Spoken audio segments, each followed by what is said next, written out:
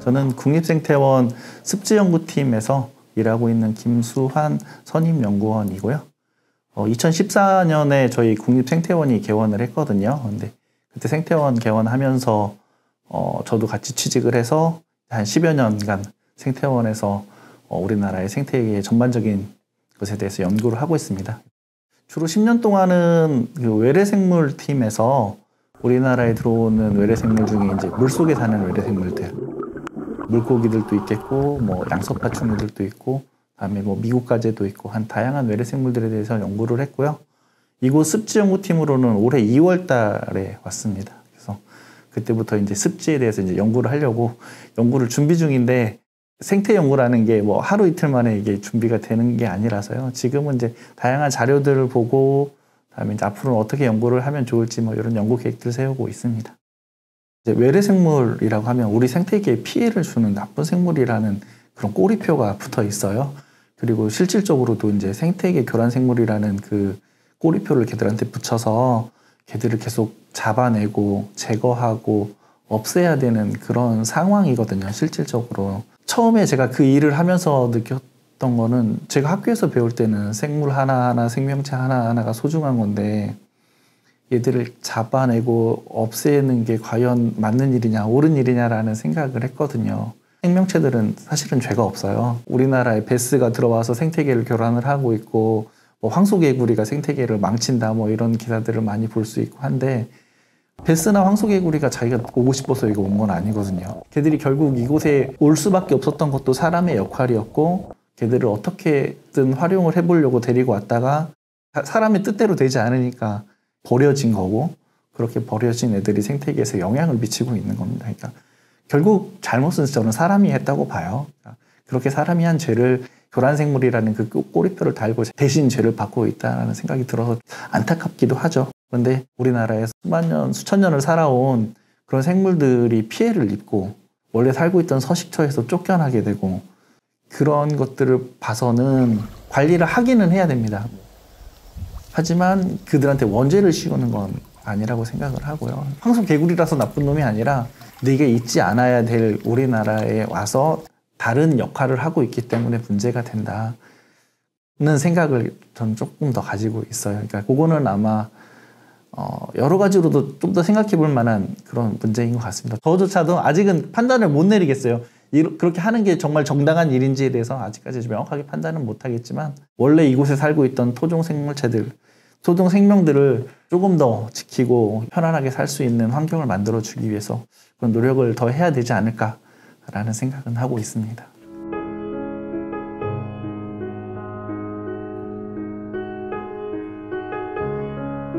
예전에는 1990년대나 그 이전에 들어온 외래생물들은 보면 대부분 특정한 목적이 있어서 도입을 했어요. 뭐 베스나 블루길 같은 경우도 이제 우리나라의 먹거리를 풍부하게 하기 위해서 뭐 단백질 공급원으로 뭐 이렇게 들어온 거고, 그다음에 뉴트리아 같은 종 같은 경우는 뭐 모피를 이용을 한다거나 뭐 고기를 이용을 하기 위한 목적으로 들여온 그런 도입 목적이 명확하거든요. 근데 최근에 들어오는 그런 생물들을 보면은 그러한 목적으로 도입이 되었다기보다는 주로 이제 관상용이나 아니면 애완용으로 수입되는 종들이 많이 생태계에 버려지고 방생이라는 이름으로 이렇게 생태계로 유입이 되거든요. 근데 그런 것들이 생태계에 큰 교란을 미치고 있습니다. 그래서 많은 분들이 자신의 좋은 마음은 있을 수도 있어요. 하지만 그것이 굉장히 이기적인 생각이 될 수 있고요.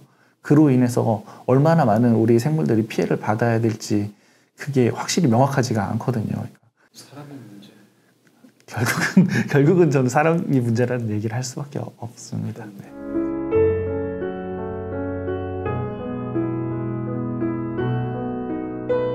많은 분들이 그런 얘기도 하세요. 이제 베스나 블루길이나 황소개구리처럼 얘들이 우리나라에 들어온 지 오래된 한 50여 년이 넘게 지났거든요. 이제 그런 애들은 이제 국내종으로 인정을 해줘야 되는 거 아니냐.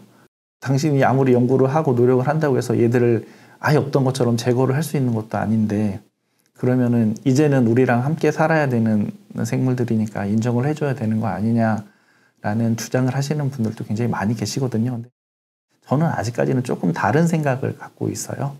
그게 뭐냐면 인간들한테 50년이라고 하면 굉장히 긴 시간일 수 있잖아요. 근데 우리 자연에 살고 있는 이런 생물들한테는 50년이 그렇게 긴 시간은 아니고 진짜 찰나의 순간일 수도 있거든요. 생물은 서서히 적응을 해야 돼요. 근데 생물들이 걔들한테 완전히 적응을 하기에 50년은 그렇게 긴 시간이라고 저는 생각되지 않습니다.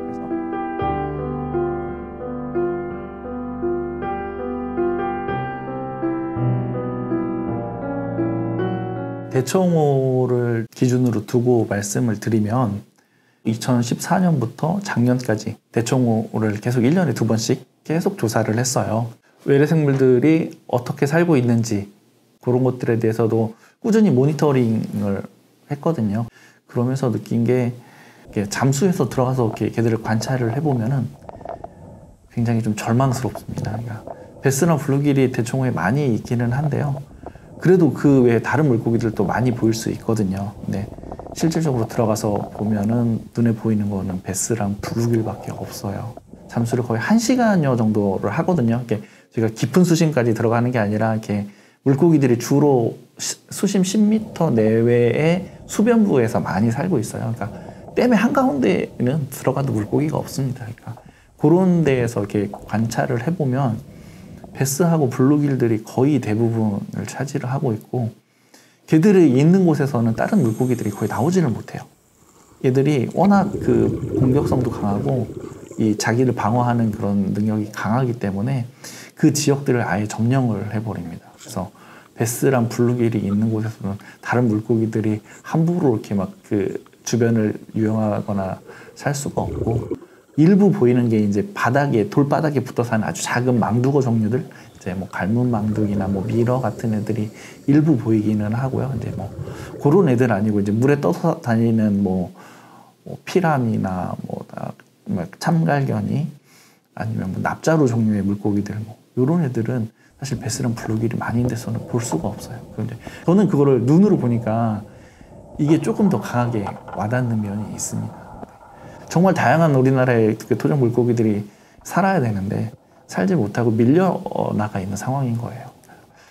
그런 것들을 계속 보기 때문에라도 관리의 끈을 놓는 거는 아니다. 아직은 너무 시기가 이르다. 그런 생각들을 더욱더 가지게 됐습니다.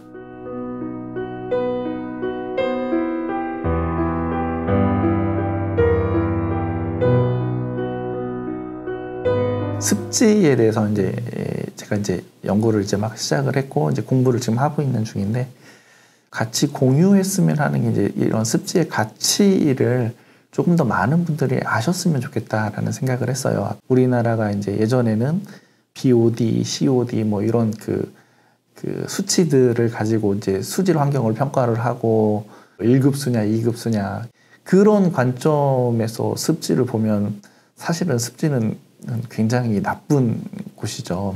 왜냐하면 저희가 화학적으로도 검사를 해보면 BOD나 COD도 굉장히 높고, 다음에 이제 뭐 DO도 굉장히 낮고, 뭐 탁도도 굉장히 높고, 냄새도 나고 하는 그런 곳이라서, 그러니까 일반적으로 생각하는 그런 맑고 깨끗한 물이 아니잖아요. 그렇게 맑고 깨끗하지 않은 그런 습지도 그 속에서의 기능이나 역할이 다 있거든요. 탄소를 저장을 하는 역할도 있고, 습지 안에 그 식생들을 자리 잡게 하는 그런 역할도 있고, 순환에 관한 역할도 있고, 다양한 역할들이 다양한 환경 내에서 있는 거거든요. 그러니까 일반인들이 봤을 때 뭐 이게 사람한테 피해를 주면 나쁜 거, 사람한테 이득을 주면 좋은 거, 뭐 이렇게 뭐 볼 수는 있어요. 사실 그런 관점을 가질 수는 있는데, 습지라는 게 뭐 모기가 많이 생기는 그런 웅덩이만은 아닙니다. 그러니까 그 안에서 모기들이 살아가는 것도 그 모기들도 그 안에 습지에 살고 있는 생물들한테는 주요한 먹이 자원이 또 되기도 하거든요.